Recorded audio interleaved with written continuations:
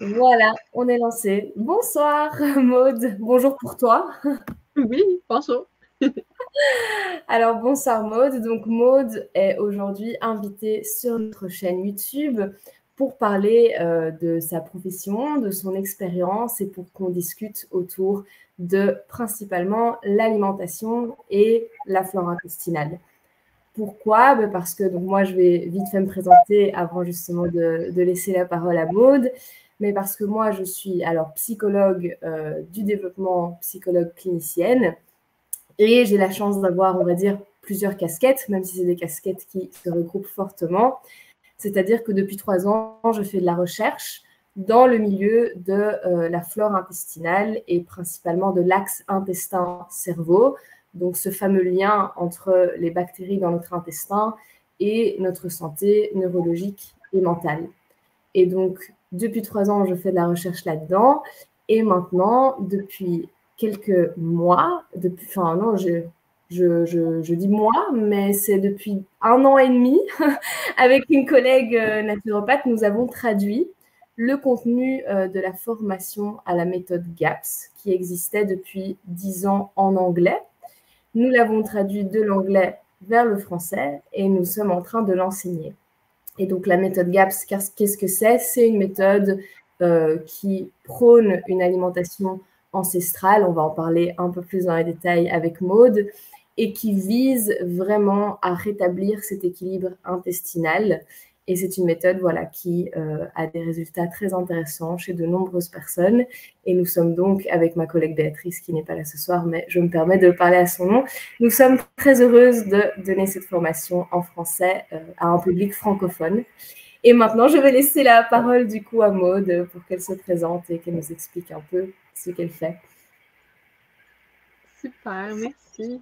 Donc, moi, je m'appelle Maude Collin, je suis naturopathe, je me spécialise dans la santé de la femme, en particulier avec les hormones, la fertilité, la préconception, puis la santé intergénérationnelle.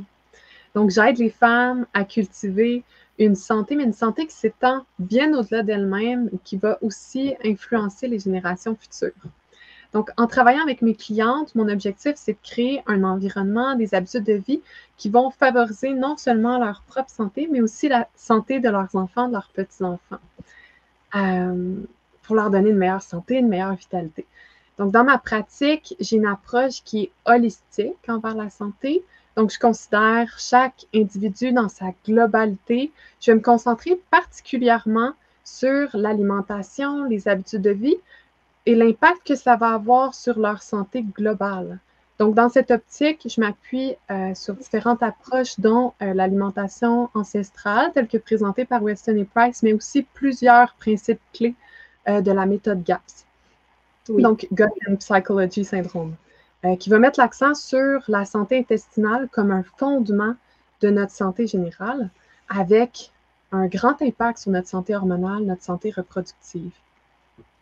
C'est ça, oui, c'est ça. Et Weston Price, comme tu mentionnes, et en fait, il existe énormément de protocoles qui se concentrent sur l'alimentation ancestrale et l'alimentation réelle, l'alimentation qui nourrit le corps et qui soutient le corps dans la guérison. Et là, aujourd'hui, voilà, il se trouve qu'on va se concentrer un peu plus sur la méthode GAPS, forcément, de par le contexte. Mais c'est intéressant que toi, tu sois arrivé d'abord par Weston Price et que justement, tu prennes un peu, voilà, dans différentes théories. C'est très important aussi en tant que praticien de la santé. Donc, super intéressant. Mais du coup, par rapport à ce qui est santé hormonale et fertilité, puisque tu me dis que c'est un de tes axes voilà, de travail, une de tes demandes les plus fréquentes, enfin, que tu travailles beaucoup avec des femmes dans cet objectif-là. Est-ce que tu peux nous en dire un peu plus? Quel est le lien réel entre nutrition et santé hormonale et digestive? Oui, bien, la santé hormonale de la femme, la fertilité, c'est des sujets qui me passionnent vraiment beaucoup. Puis il y a un lien très important Oui.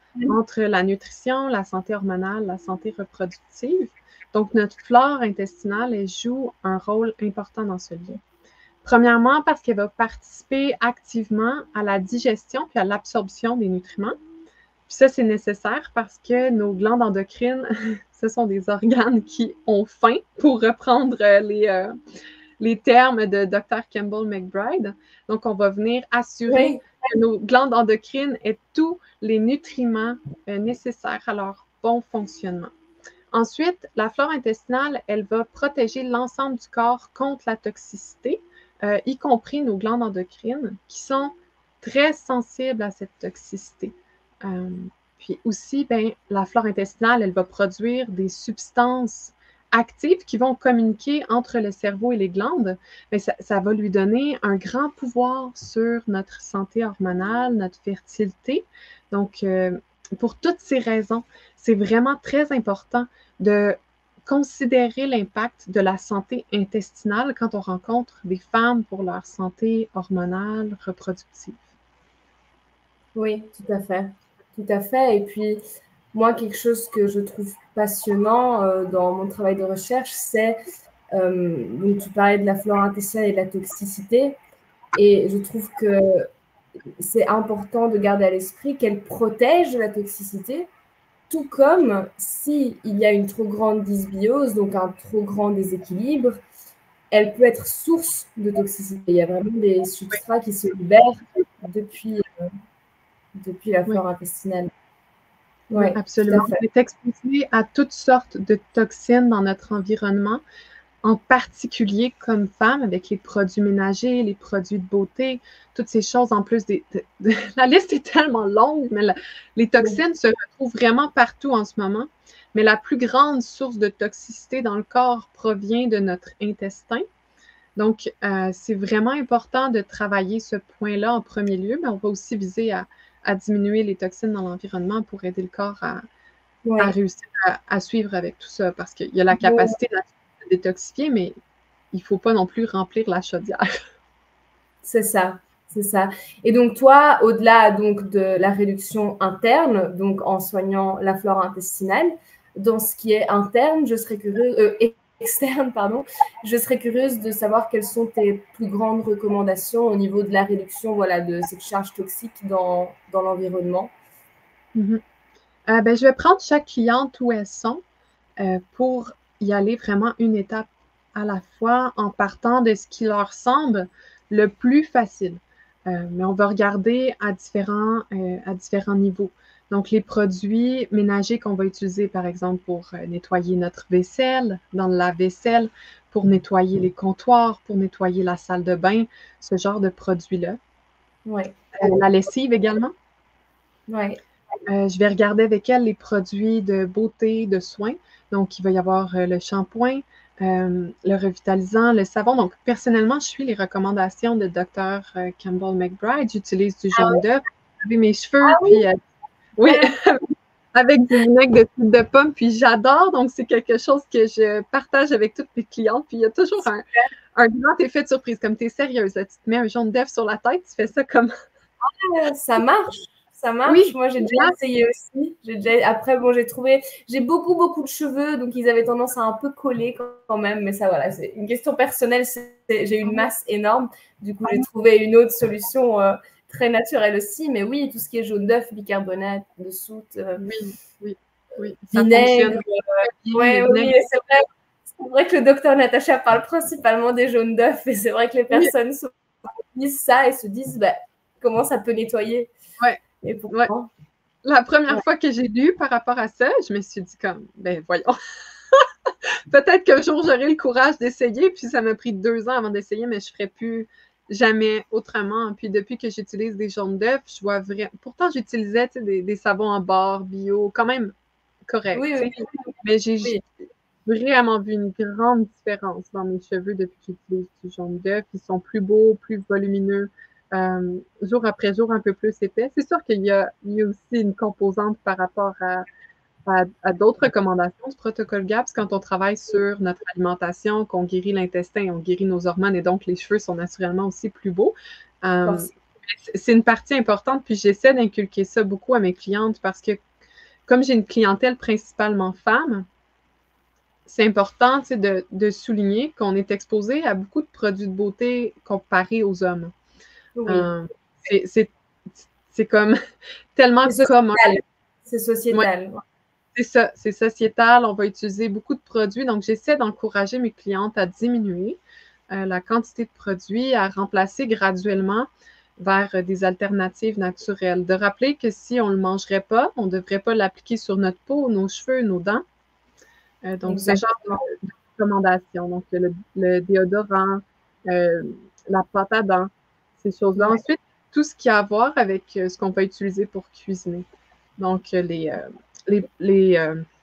poêles anti-adhésives, les poêles en téflon. Je vais recommander de tranquillement faire une transition vers du stainless steel ou de l'aluminium. Ah, non, c'est pas non plus en français. Stainless steel. On va trouver, on va mettre en description. Parfait. Puis des poêles en fonte, des cocottes du style en fonte émaillée, je pense qu'on dit, là, comme les creusets. Oui. Je vais recommander à mes clientes de graduellement, parce que ça vient quand même avec une bonne charge financière, mais de graduellement faire la transition. Les contenants en plastique, de les remplacer pour des contenants en verre le plus possible. Puis ça, souvent, quand on va acheter... Oui, énorme. Puis souvent, quand on va acheter certains produits dans les magasins bio qu'on achète dans des pots en verre, le pot est consignable pour comme 2 $. Je ne sais pas, en Europe, ça revient à combien, mais c'est pas très dispendieux. Donc, on peut les garder, les réutiliser. C'est pas toujours les plus beaux, ils ont des étiquettes dessus, mais je veux dire, c'est une façon économique. Ça fait l'affaire, et c'est super. C'est ça, de diminuer le plastique dans notre vie. Les ustensiles de cuisson, encore une fois, en stainless steel, en acier inoxydable. Voilà! Yes! Moi, j'étais partie sur l'aluminium et puis j'étais en mode non, style, c'est pas du tout aluminium en français. Oui, non, en acier inoxydable. Il est arrivé. Exactement. Mais oui. Donc, ça fait partie des toxines que je vais encourager à tranquillement diminuer. Les vêtements, de favoriser des tissus naturels comme le coton, le lin, la laine. Si possible, au Canada, il y a des lois là, pour le retardeur de flamme sur les vêtements, seulement que les vêtements très moulants qui n'en ont pas. Donc, surtout pour les enfants, c'est plus accessible. Il y a des compagnies de vêtements en coton biologique qui sont moulants et donc qui n'ont pas eu de retardateur de flamme. Je vais encourager ça. Ensuite, quand on est rendu un peu plus loin, la réflexion autour du matelas, des oreillers, de la literie. Des meubles. Oui, les meubles. Exactement, les meubles, les tapis. Puis sinon, ben, dans l'eau, je vais recommander d'avoir Personnellement, je vais à la source, puis j'encourage mes clientes à faire la même chose. Mais quand c'est pas possible... Elle n'est pas trop loin, la source? 30-35 minutes de route. Alors, une fois par 2 semaines, je pense, on fait quand même 1 heure, tu sais, pour aller chercher l'eau. Ah oui. Oui, mais c'est une chance d'en avoir quand même une, parce que ici, ça dépend un peu où, quoi. Mais c'est pas aussi facile. Dans les grandes villes. C'est pas toujours aussi facile, c'est ça. Dans les grandes villes, il y a moins d'accès. Dans ce cas-là, je vais encourager un bon filtre. Puis, si possible, un filtre pour la douche, un filtre pour le bain ou, encore mieux, un filtre pour toute la maison quand on a l'opportunité, mais c'est dispendieux. Donc, ça peut être de commencer par différents filtres pour le bain, la douche et l'eau qu'on va utiliser pour boire, mais aussi pour cuisiner. Parce que l'eau, c'est une grande source de toxines. Donc, c'est quelque chose d'important à considérer. Donc, c'est à ces niveaux-là que je vais travailler avec mes clientes pour diminuer la charge toxique qui provient de l'environnement. C'est ça, c'est ça. Et pour moi, il y a vraiment 2 axes. Il y a la nutrition et il y a tous ces facteurs dont on vient très brièvement de parler, les perturbateurs endocriniens, le plastique, les produits de beauté. Mais je pense que c'est aussi important parfois de rappeler qu'il y a les deux, pas pour justement que les personnes se sentent dépassées et qu'elles se disent « Oh mon Dieu, il y a tout ça à faire », mais pour que justement, dans la liste de choses à mettre en place, qu'il y ait plusieurs options qui donnent la sensation aux personnes de déjà agir pour leur santé.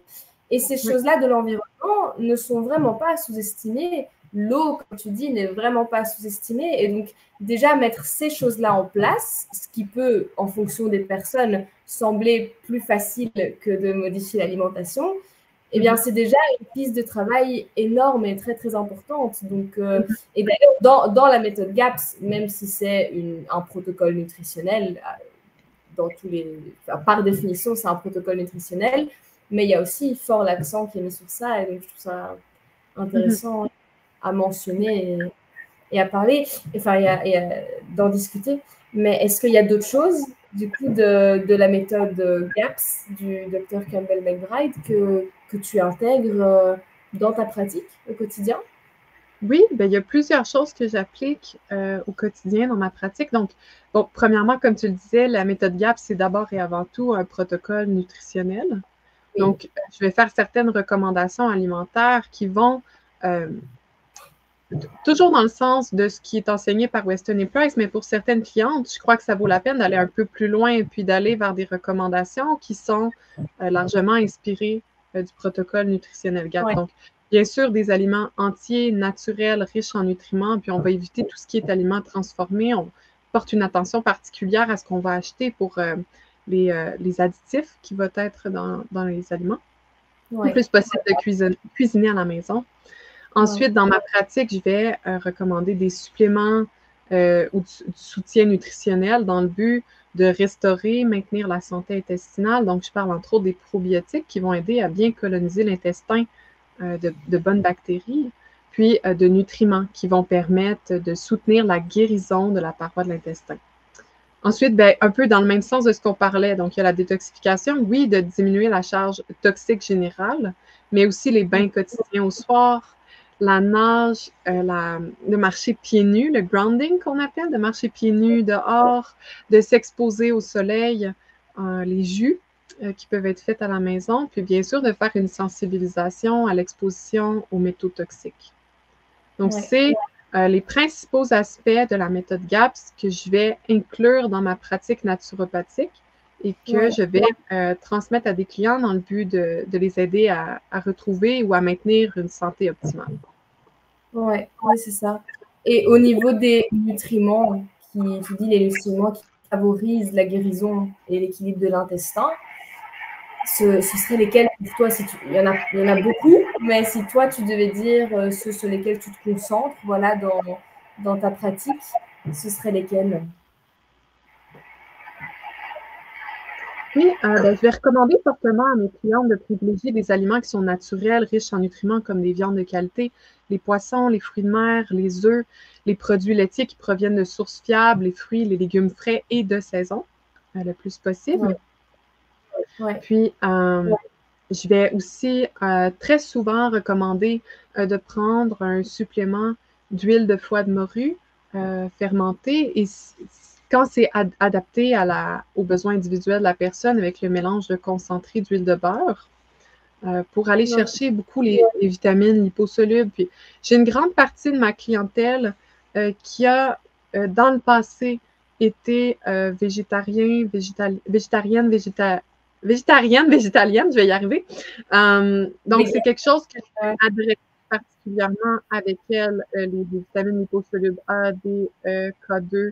Je vais aller travailler au niveau du fer, du cuivre, B6, B9, B12, beaucoup. C'est ce que je mets principalement l'accent avec mes clientes en fonction de leur histoire, puis de leurs besoins individuels, mais ça se regroupe quand même.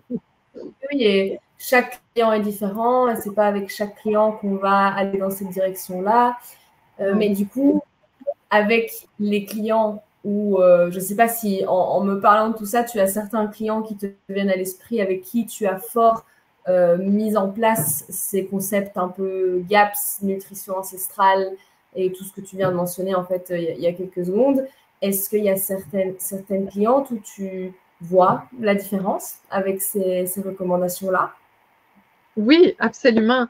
Ben, en général, on va me signaler des cycles menstruels qui sont réguliers, des glaires cervicales de meilleure qualité, en plus grande quantité, une peau d'apparence plus saine, une augmentation d'énergie très souvent, une amélioration de la libido, un sommeil de meilleure qualité, puis aussi une réduction de l'anxiété, entre autres. Donc, c'est des résultats qui sont vraiment très encourageants pour mes clientes. Puis, si je peux donner quelques exemples, oui, j'ai des belles histoires, des belles réussites avec des clientes qui, là, ça me vient en tête, mais j'avais une cliente qui tentait de concevoir depuis 3 ans sans succès, puis qui est tombée enceinte après seulement 3 mois à appliquer les recommandations. Donc, ça a eu un grand impact sur sa santé, sur sa vie. J'ai un nombre incalculable de clientes qui me consultent pour le syndrome prémenstruel et ou pour des douleurs menstruelles. C'est vraiment ce que je vois le plus souvent dans ma pratique. Elles vont observer une amélioration très rapide. Même chose pour des clientes qui me consultent pour des cycles irréguliers, des insuffisances lutéales. On va travailler de cette façon-là, puis souvent, on va voir dans tous les cas, mais souvent, c'est très rapide, c'est ce que je veux dire. On voit une amélioration vraiment rapide. Très récemment, j'ai accompagné une femme qui avait un diagnostic d'endométriose, puis qui cherchait à atténuer les symptômes qui étaient associés au diagnostic, puis elle a constaté une amélioration de ses douleurs en seulement 3 mois. Donc, c'était vraiment une très belle réussite. Wow. De passer de dire que la douleur, elle est insupportable, qu'elle s'effondrait, qu'elle en avait des sueurs froides, pensait perdre connaissance, se sentait étourdie, déstabilisée, faible. Puis maintenant, c'est une douleur qui est supportable, qui ne nécessite pas d'antidouleur et qui ne l'empêche pas de poursuivre sa journée. C'est vraiment... c'est énorme. Et ça montre la composante, parce qu'il y a plein de composantes dans le fait de manger GAPS, ou en tout cas peu de féculents, peu de produits transformés, et d'insister sur les aliments que tu viens de mentionner, donc les bons gras, la viande, enfin de manger varié. Mais ça montre qu'il y a le côté détox, il y a le côté flore intestinale, d'améliorer cet équilibre, mais il y a aussi le côté anti-inflammatoire, qui pour moi est vraiment passionnant, parce que l'inflammation, on a tendance à penser qu'il n'y a inflammation que quand il y a grande douleur. Alors oui, mais il y a aussi très souvent inflammation, même sans qu'on en soit vraiment conscient. Et je dis ça en pensant à la dépression, l'anxiété.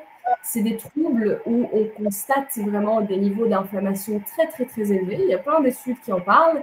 Mais puis, en ce qui est traitement et en ce qui est prise en charge, on oublie que du coup, c'est des personnes qui ont un corps où il y a l'air d'avoir quelque chose qui ne va pas. Il y a une inflammation qui s'accumule. Cette inflammation est liée aux toxines dont on parle et à plein d'autres éléments. Mais donc, cet exemple de l'endométriose, je trouve ça très... que c'est une inflammation une très grosse inflammation. Et donc, super qu'elle ait eu des résultats comme ça. C'est génial. Ouais, c'est vraiment incroyable.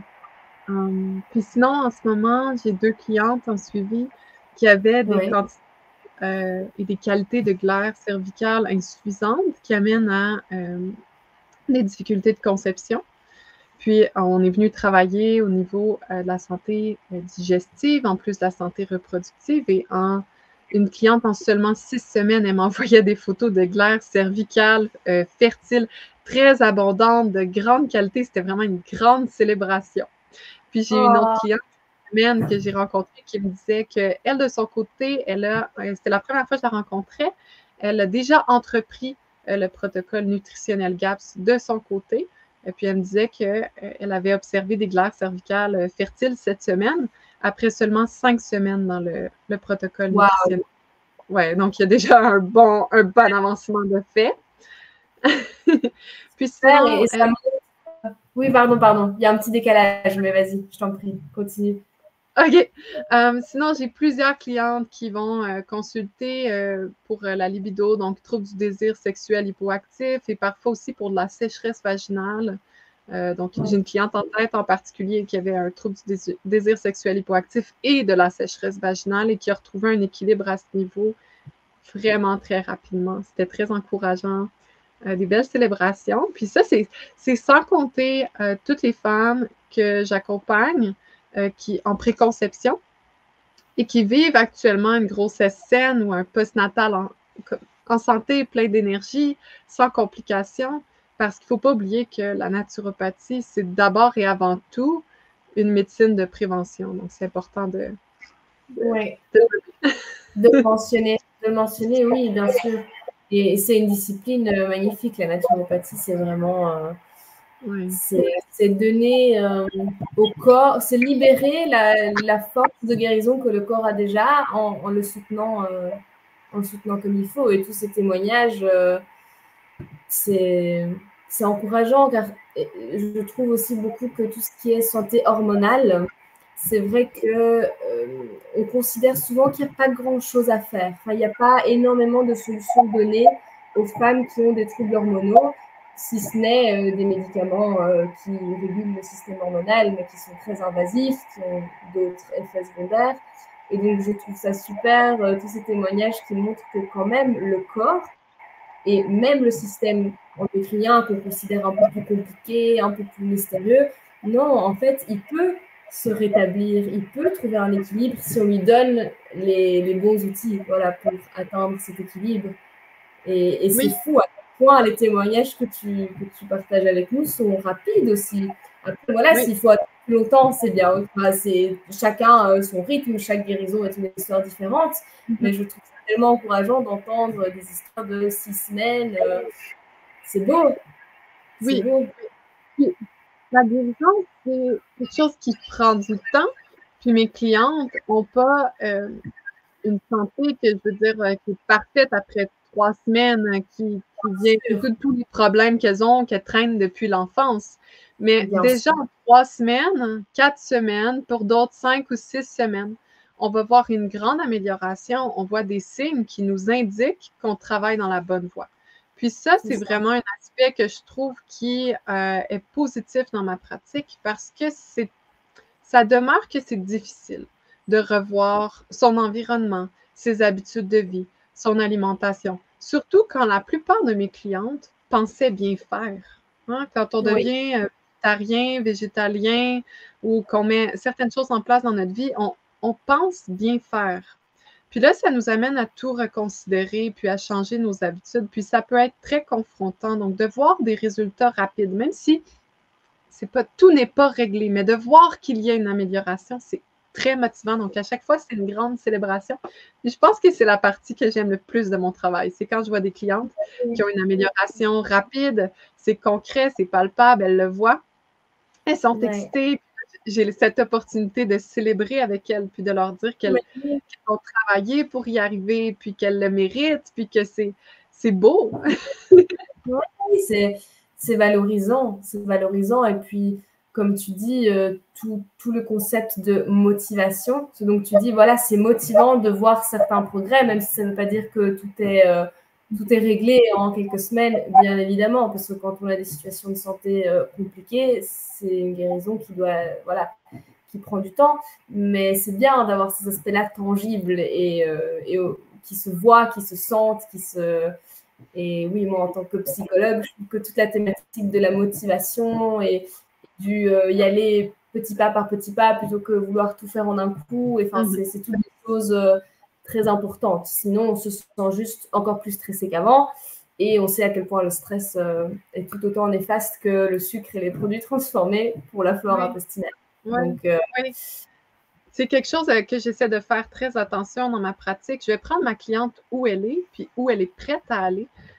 Puis il y a certaines clientes pour qui en une seule rencontre, plusieurs recommandations, elles vont toutes mettre en place, puis il n'y a pas de problème, puis comme ça le fait, tu sais. Mais j'ai d'autres clientes aussi qui vont venir, puis qui ont des doutes, vivent du stress, ne sont pas certaines qu'elles sont prêtes à apporter certains changements. On va y aller un petit peu à la fois. Puis, ces parcours-là, ils sont tous aussi valides. Donc, on prend le temps de prendre la personne où elle est, puis c'est pas tout le monde qui est prêt du jour au lendemain à changer toutes ses habitudes. Puis même quand on est prêt, je veux dire, ça demande du temps, ça demande parfois de l'argent, tu sais, comme quand on parlait de changer la batterie de cuisine, entre autres. C'est dispendieux de changer nos vêtements quand on n'a que des tissus synthétiques à la maison, les meubles, les matelas. Ce genre de choses-là, ça peut coûter de l'argent. Donc, vraiment, d'y aller une étape à la fois avec où on prend nos clients. Puis, tu sais, si pour certaines, c'est comme, tout ce qu'il y a dans la salle de bain, j'ai pas de problème à le changer, mais l'alimentation, c'est plus dur. Pour d'autres, c'est l'inverse. Donc, on y va vraiment au rythme du client. Puis, c'est ça. Chaque parcours est unique. Chaque parcours a son propre timeline, sa propre échelle du temps. Puis c'est de respecter chaque personne dans son propre processus. Puis, tu sais, personnellement, moi, ça s'est pas fait tout du jour au lendemain. Donc, je l'ai expérimenté sur 3 ans. Donc, ça m'amène une encore plus grande compréhension quand quelqu'un vient puis qui est complètement déboussolé puis qui a besoin d'être pris par la main puis de faire 1, 2, 3 modifications à son environnement, ses habitudes de vie, son alimentation à la fois. Ouais, c'est ça, c'est ça. Et puisque tu as différentes pistes de travail en tant que naturopathe, tu as énormément d'options, de choses sur lesquelles travailler avec tes clients. En quoi est-ce que tu trouves que GAPS est différent que d'autres, alors j'aime pas les appeler régimes, mais je vais les appeler régimes par facilité, que d'autres protocoles nutritionnels? Voilà. En quoi est-ce que tu trouves que c'est différent du sans gluten, sans caséine, ou le paléo, ou la cétose, puisqu'il y a, voilà, il y a plein de solutions qui existent. Et en soi, GAPS a beaucoup de points communs avec tous ces régimes que je viens de mentionner. Mais pour toi, en tant que praticienne, en tant que naturopathe, quelle est la petite différence peut-être que tu remarques, que tu observes? Pour moi, la principale chose que je vais faire, c'est d'amener mes clientes sur une alimentation qui s'apparente le plus à ce qui est proposé par la Fondation Weston et Price. C'est la première chose que je vais faire parce que je pense que c'est l'alimentation qu'on devrait tous et toutes avoir dans le meilleur état de santé. Par contre, quand il y a du travail, de la guérison à faire, ce que je vais faire, c'est que je vais m'inspirer de certains principes clés du protocole nutritionnel GAPS et voir si ça peut déjà, à son rythme, suffire à retrouver un équilibre pour la personne. Pourquoi je vais vers cette direction-là plutôt qu'une autre? C'est que je ne crois pas en les régimes où on va faire de la privation. Je vais l'amener comme ça, OK? Donc, c'est un régime sur lequel on va vivre une certaine privation. Donc, on va s'empêcher de manger certains aliments. Puis, ça va être comme ça de façon indéfinie. Donc, si, par exemple, je retire la caséine, je retire le gluten dans mon alimentation, puis je vois une amélioration au niveau de ma santé, mais que dans 3 ans, à Noël, il y a du pain sur la table et j'en prends, je vais avoir une réaction. Et ça, c'est pas dans les valeurs que je veux amener dans ma pratique. Ce que je veux, c'est travailler à la guérison. Donc, on ne va pas seulement enlever ce qui vient irriter. On va travailler à régler le problème à la source. Donc, le protocole nutritionnel GAPS, je ne le vois pas comme un régime, vraiment plus comme un protocole parce qu'il amène une guérison. Et donc, le but, une fois que le protocole est complété, c'est de pouvoir retourner sur une alimentation du style Weston et Price. Bon, c'est sûr que si on retourne sur une diète standard américaine, remplie de toxines, d'additifs, le problème va revenir, OK? Donc, il va toujours y avoir cette nécessité de faire attention et d'exclure les aliments transformés, hyper transformés de notre alimentation, c'est sûr. Mais on va développer une résilience.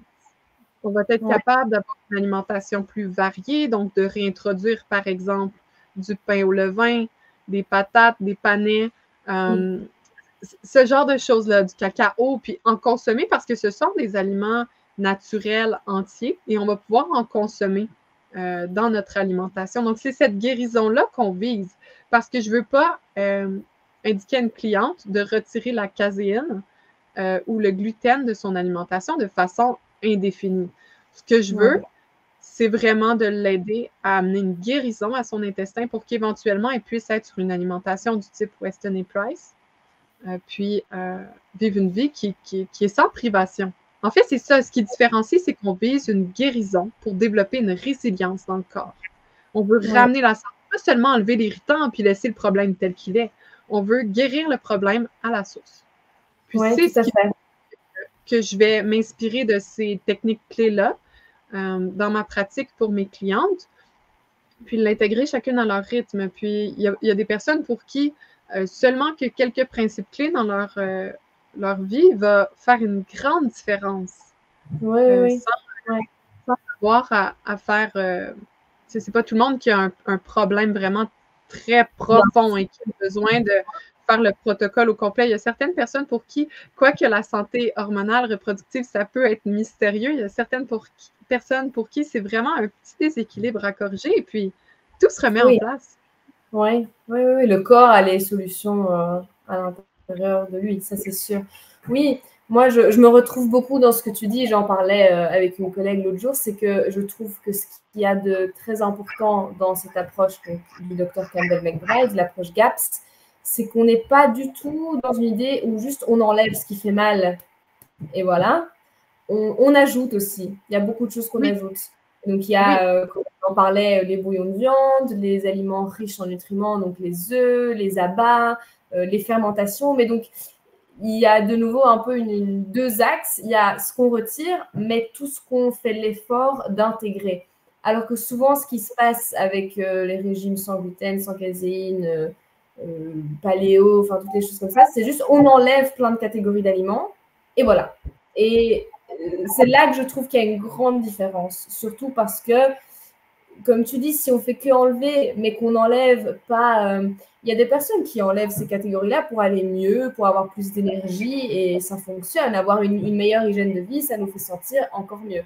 Mais pour les personnes justement malades et qui ont vraiment, par exemple, des ballonnements incroyables, les personnes qui ont des maladies inflammatoires de l'intestin, c'est pas juste enlever et puis si dans un an, je prends un petit quelque chose à un dîner de famille, il se passera rien. Non, s'ils reprennent quelque chose qui fait partie de ces catégories enlevées, c'est tout un chaos et une douleur et quelque chose d'assez négatif qui est enclenché. Et donc là, l'idée, c'est de faire en sorte, et je viens de finir un article sur les maladies inflammatoires de l'intestin. J'ai travaillé depuis 1 an avec 8 participants.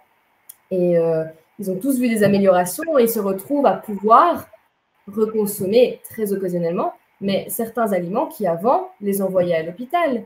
Et donc mentalement, c'est quelque chose d'énorme. Donc oui, je me retrouve beaucoup dans ce que tu dis, tout à fait en accord avec cette idéologie-là. Ouais. Mon souhait, ce serait que plus jamais on aille chez le naturopathe pour se faire dire de couper les produits laitiers, les produits céréaliers, puis de sortir de là avec un immense deuil et une restriction qui n'est pas réaliste pour une vie entière. C'est ça. Parce qu'on se prive. Hein? Du pain au levain, un bon fromage, c'est absolument délicieux. Puis, il y a des bénéfices à ça. Donc, pourquoi pas plutôt travailler sur la guérison de l'intestin pour être capable de les reconsommer?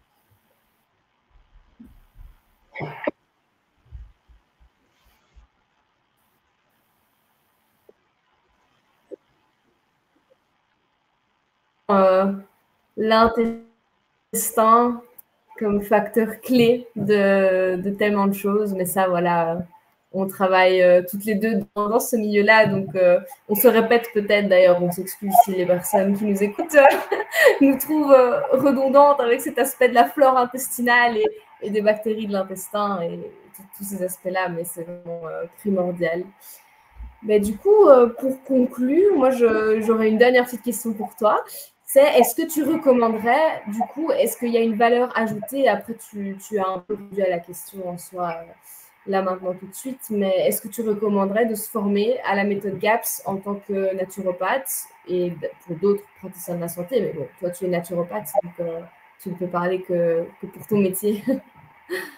Absolument. Je recommande fortement à mes collègues d'incorporer du moins des principes de la méthode GAPS ou bien sûr d'aller se former pour pouvoir accompagner à la méthode GAPS dans la totalité. Et pour plusieurs raisons. D'abord parce que je pense que c'est crucial que les praticiens se familiarisent avec le concept de nutrition, de santé intestinale, puis qu'ils comprennent l'impact de la dysbiose sur la santé globale. Donc, y compris les aspects physiologiques et psychologiques. C'est un grand angle mort dans la pratique d'un naturopathe de ne pas comprendre correctement l'impact de la santé digestive sur tous les autres systèmes du corps. Donc, tu vois, la médecine, elle se développe et elle se développe en se spécialisant et en se surspécialisant, ce qui fait qu'on va voir un praticien qui va être spécialisé dans un domaine, puis un autre qui est spécialisé dans un autre domaine, mais qui n'ont pas les connaissances que l'un et l'autre ont. Je sais pas si j'explique ça clairement, mais bref, avec ce développement, OK, avec ce développement, cette spécialisation et cette surspécialisation, ce qu'on en vient à faire, c'est créer un problème parce qu'on n'adresse plus les besoins de la personne de façon holistique. Donc, on ne voit plus l'individu dans sa globalité. Oui, tout à Ce fait. que je souhaite, que dans la pratique naturopathique, on réussisse à rencontrer des professionnels qui ont cette vision globale de la santé, cette vision holistique de l'individu. Et pour ça, on ne peut pas négliger l'importance de la santé digestive sur tous les autres systèmes du corps. Donc, c'est vraiment très important pour moi, comme naturopathe, d'être formée pour la fonction digestive, d'avoir des connaissances, des compétences à ce niveau, et je le recommande à tous mes collègues. Ouais. Ouais. C'est ça, c'est ça. Parce qu'il y a autant d'axes. Moi, au début, j'ai parlé de l'axe intestin-cerveau parce que forcément, en tant que psychologue, je suis à fond là-dedans parce que c'est cet aspect-là qui m'aide le plus dans ma pratique à accompagner de manière holistique, comme tu dis. Mais il y a autant d'axes qu'il n'y a d'organes dans le corps. Il y a l'axe immunitaire, intestin immunitaire, il y a l'axe intestin-peau. En ce moment, pour l'eczéma, il y a beaucoup d'articles scientifiques qui sont en train d'être publiés sur les changements alimentaires pour tout ce qui est eczéma, psoriasis. Et voilà, c'est tout un univers. Moi, ce que je trouve dans ma pratique de psychologue, j'ai pas toujours cette sensation-là parce qu'effectivement, c'est pas encore très mis en avant en psychologie, enfin dans le domaine de la psychologie. Mais en tant que chercheuse, là, j'ai de la chance parce que du coup, voilà, c'est très satisfaisant et très enrichissant de voir tout ce qui se passe dans la littérature scientifique. Et il y a beaucoup d'articles qui sont publiés qui vont dans le sens de tout ce que toi et moi, on est en train de dire aujourd'hui. Et voilà, de donner sa place à cette flore intestinale qui est même maintenant considérée comme un organe. Le microbiote, donc toute cette communauté de bactéries, champignons, virus, il y a de tout là-dedans. Ben, c'est considéré comme un organe maintenant. Et donc, un organe à soigner, un organe à écouter, à analyser. Donc, je pense que dans 10 ans, alors ça, c'est voilà, vraiment dans mon travail de recherche, je vois la différence. Il y a 10 ans, il y avait presque rien qui sortait sur cette thématique-là.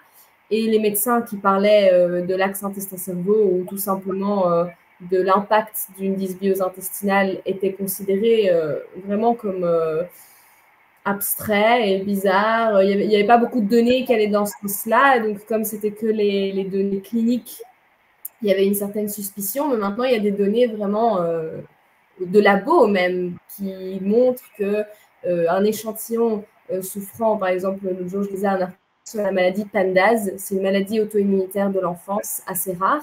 Mais ils ont comparé un échantillon de personnes diagnostiquées PANDAS et de personnes saines.